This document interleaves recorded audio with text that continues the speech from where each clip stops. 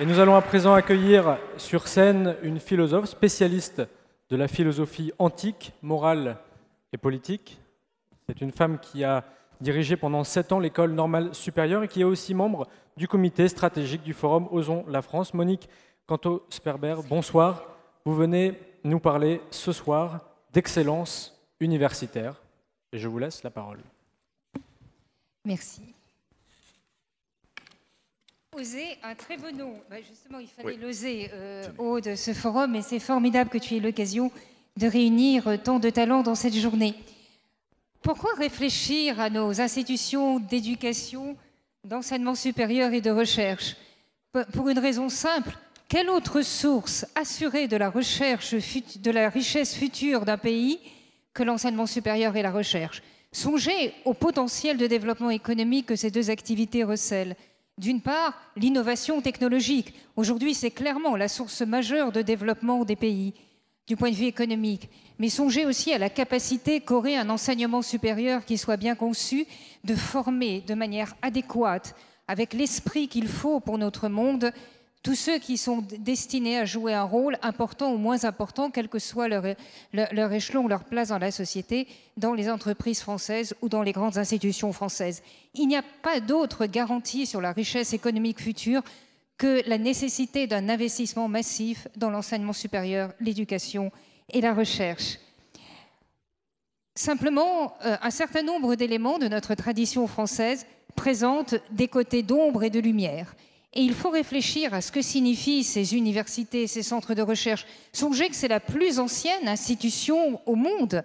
Elle a été créée, la première, l'Académie de Platon, au 5e siècle avant l'ère chrétienne, et les universités ont été créées partout en Europe au cours du XIIIe siècle. Et elles ont persisté, au fond, assez semblables à ce qu'elles étaient.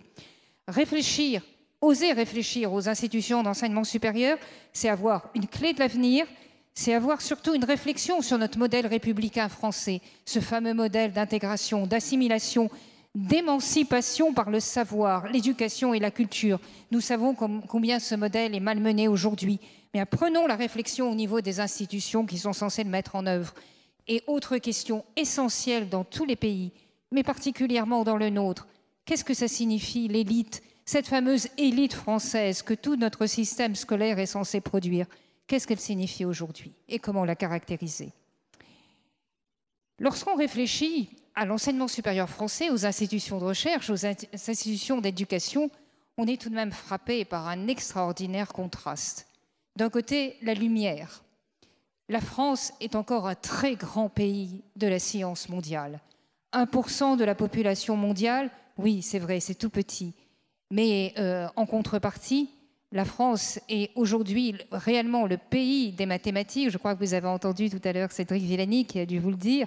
J'ajouterais que tous ces mathématiciens qui ont été couronnés de toutes sortes de distinctions internationales ont tous été formés à l'École normale supérieure, qui est célèbre pour son département de mathématiques. Ils étaient très peu nombreux, mais c'est ce qu'on appelle précisément la formation d'élite à la française. Par ailleurs, ce n'est pas dans la science que la France est remarquable. Songez à toutes les distinctions internationales qui arrivent à des Français chaque année, que ce soit des prix Nobel ou d'autres distinctions. Mais c'est aussi la capacité qu'a, au fond, le génie français à lancer des débats intellectuels. Regardez tous les grands débats du XXe siècle. Ils ont, pour la plupart d'entre eux, été lancés en France. Du côté de l'ombre, nous avons affaire à une autre situation. Nous avons bien sûr des filières d'élite en matière d'enseignement supérieur, mais elles sont toutes petites, elles sont très étanches. 1 200 000 étudiants entrent dans l'enseignement supérieur chaque année. Il y en a moins de 80 000 qui entrent dans ces fameuses filières des classes préparatoires ou des filières sélectives. Et les autres, pourtant, ils sont intelligents, ils sont doués, ils ont envie de faire de bonnes études, du moins pour la plupart d'entre eux. Alors que font-ils? Qu'est-ce qui leur est offert? Ensuite, ces universités que nous avons en France, elles sont totalement coupées du monde économique, du monde socio-économique. C'est une chose étonnante et qui correspond bien à la tragédie qu'est l'histoire de l'enseignement supérieur français dans notre pays. Les universités ont été supprimées par la Convention en 1793 et elles sont restées quasi inexistantes pendant plus d'un siècle. C'est pourquoi il a fallu créer les grandes écoles, Polytechnique, l'École normale supérieure, toutes ces grandes écoles qui ont été créées en quelques années entre 1793 et 1780, à la fin de l'année 1794. Et lorsque l'université a été recréée, elle a été recréée comme un organisme d'État. Ce n'est pas du tout ce qui s'est passé dans les autres pays du monde. Aux États-Unis, les universités, dans la plupart des cas, ont été créées par des associations, par des groupes de citoyens, par des groupes de religieux. Évidemment, elles se sont totalement émancipées des conditions de cette création initiale. Mais d'une certaine façon, elles sont toujours restées des forces sociales en dialogue constant avec la société, indépendantes des besoins économiques, bien sûr, ça c'est absolument nécessaire.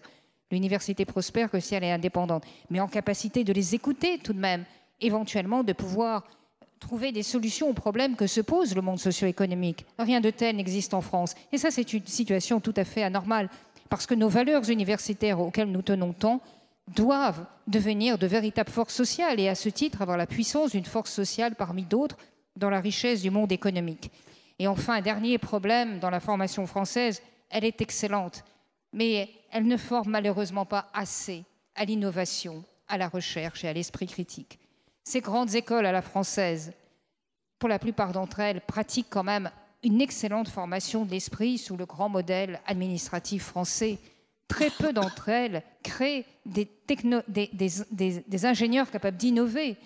Toutes les grandes révolutions technologiques des 20 dernières années, elles auraient dû se passer en France. Nous avions le potentiel intellectuel et scientifique pour ça. Si ça s'est parfait, c'est parce que nous avions affaire à un problème de formation. Il est quand même frappant de voir, et lorsque nous envoyons nos élèves aux États-Unis, ils sont infiniment plus forts que tous les Américains. Simplement, l'innovation, elle est aux États-Unis, parce que même moins fort, les étudiants américains sont constamment formés à innover, à créer, à toujours trouver quelque chose de plus performant que ce qui existe. Alors, comment faire pour résoudre tout cela? La première tentation qu'il faut éviter, c'est copier. C'est dire, décidément, ce modèle français, il ne vaut plus rien, au panier, imitons les autres, faisons exactement comme eux. Ce serait catastrophique. Nous avons d'extraordinaires atouts en France. Simplement, il faut trouver un modèle de conversion. Il faut arriver à faire que cette excellence française, nous puissions la rendre commensurable avec ce qui se fait dans le reste du monde, que nous puissions la mettre en dialogue avec toute la richesse et la diversité du monde économique et social, et que nous puissions surtout concevoir un autre type de formation intellectuelle et scientifique. Donc, pas d'imitation servile, mais une véritable réflexion et oser l'audace de repenser complètement nos institutions qui abritent cette activité quand même si importante. Que ce soit en recherche, que ce soit en formation, en transfert technologique et dans toutes sortes d'autres activités. Alors, puisque c'est l'usage dans toute cette extraordinaire journée, après les propos généraux, un tout petit exemple.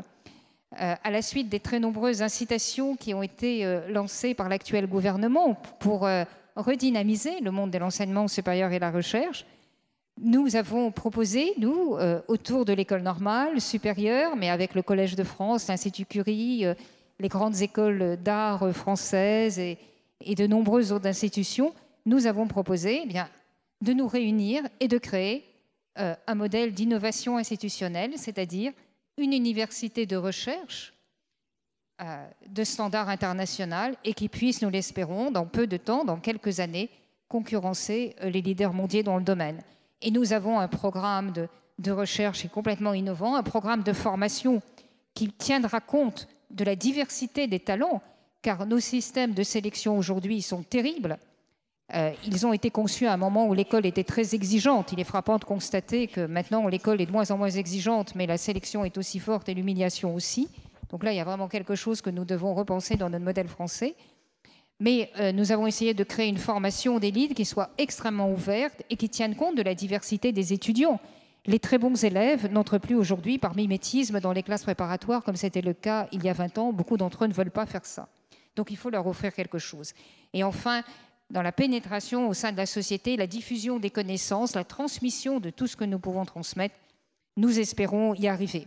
Alors, ce qu'il a fallu oser, c'est deux choses inattendues. Et si nous avons été lauréats et avons obtenu ce label d'excellence devant un jury international il y a quelques mois, c'est parce que nul n'imaginait que nous ferions cela. C'était d'une part que des grandes écoles, des grands établissements et des institutions prestigieuses décident ensemble de se transformer en université, mais en université standard international, peut-être pas en université telles que nous les connaissons encore malheureusement en France.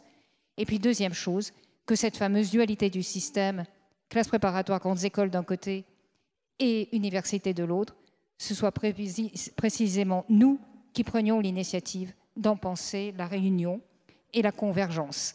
Mais par le haut, pas par le bas, je crois que ça c'est la clé de ce qu'il faut oser en matière de remise en cause de nos atouts français. Monique Cantos-Pervers, merci.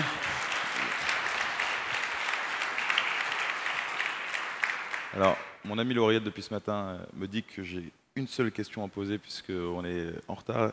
Mais je voulais simplement vous poser une question puisque vous parlez d'innovation, vous parlez effectivement de classes prépa, grandes écoles, universités. Moi, j'ai une vraie question, c'est peut-on enseigner l'audace aux élites? Ah oui, rien n'est plus simple. Et comment fait-on? Il suffit de donner un problème. Il suffit de demander à l'étudiant trouve une solution que personne n'a trouvée jusqu'à présent, démontre en quoi ça apporte quelque chose par rapport à l'état du savoir et prouve que c'est absolument utile à la société. Et ça s'appelle faire une thèse. Quand on veut être chef d'entreprise, c'est la meilleure des formations intellectuelles.